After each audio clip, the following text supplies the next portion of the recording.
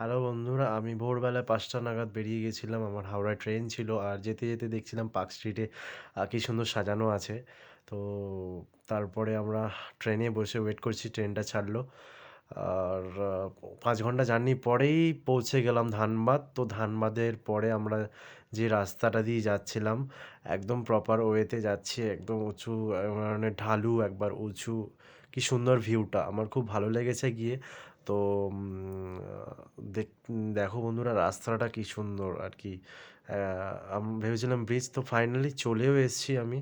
আর তারপরে দুপুরবেলা লাঞ্চ ছিল, আমরা সবাই তারপর লাঞ্চে ভাত, আলু ভাজা, ডাল এসবই ছিল। তারপরে একটু রুমে রেস্ট নিচ্ছিলাম। তো তারপরে আমার অনুষ্ঠান শুরু হয়ে যায়। আমি গাইছিলাম পল্লবদার সাথে, পল্লবদা স্যাক্সোফোন বাজাচ্ছিল আর বলছিল খালি ফটো তুলতে। সো খুব মজা করেছি, এনজয় করেছি। তোমরা দেখতে থাকো। আর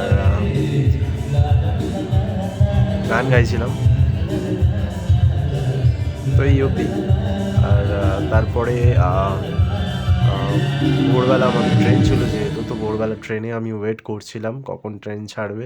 তারপরে বাইরের অসাধারণ একটা ভিউ আমি ক্যাপচার করেছি, যেহেতু ট্রেন থেকে বহুত দিন পর আমি এই জার্নি করেছি। হ্যালো বন্ধুরা, ভ্লগটা আমি শেষ করতে পারিনি এসে, যেহেতু আমি খুব টায়ার্ড ছিলাম, ঘুমিয়ে পড়েছিলাম। সো আমি এখন আপডেট দিলাম। পরে কোনো সময় কোনো জায়গায় গেলে একটু বড় করে করার চেষ্টা করব ব্লগটা। তো তোমরা পাশে থেকো, সাথে থেকো। আজকে এই অবধি। Thank you so much.